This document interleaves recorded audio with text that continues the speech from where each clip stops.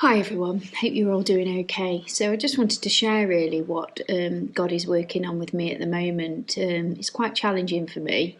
It may speak to you, it may not. Since Easter, I was thinking about when Jesus was silent during his trial and his crucifixion, other than the few answers that he gave with the questions he was asked. He was silent when he was being mocked. He was silent when he was beaten and whipped.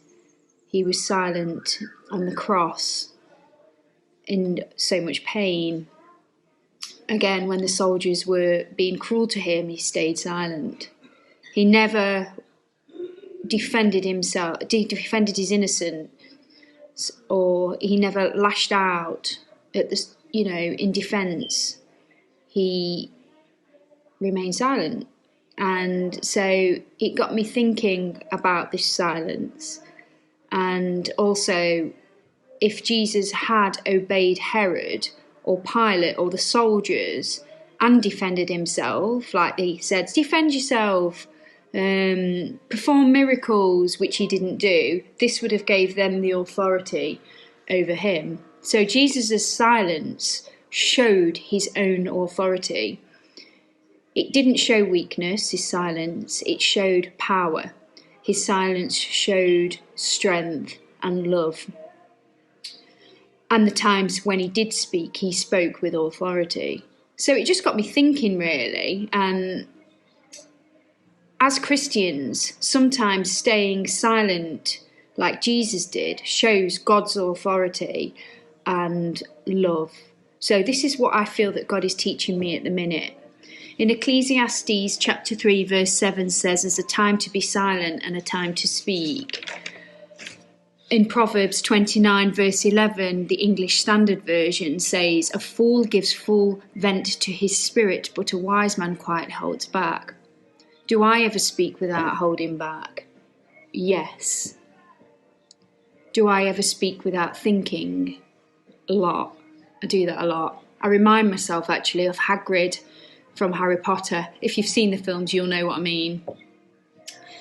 Do I give my opinions when not needed? Yeah, I do. Do I give my opinion when it's caused me to feel angry about something in defence? Yeah, I do. Whether it's an opinion on politics, politicians, COVID-19, vaccine wars, conspiracy theories, Meghan and Harry, celebrities, fashion TV, a dodgy haircut, I've given my opinion. And I've even taken posts off social media before, which is an opinion on something. I've had that conviction from the Holy Spirit. Take it down, Stacey. That could cause controversy or a debate, or it could add fuel to the fire. So, yeah, I do like a bit of a debate, I have to say, but social media is definitely not the platform. And also, just because I have an opinion, or you may have an opinion, it doesn't make the opinion right. My opinion doesn't make me right. So I feel that God is saying to me at the moment, shh, Stacey, keep your mouth closed and speak when it's the right time. In Colossians 4 verse 6 says, let your speech always be gracious, seasoned with salt, so that you may know how you ought to answer each person. And I think it's natural for us to want to defend ourselves when we are challenged. And if not careful, it can come across as a verbal retaliation, or we can speak out in anger.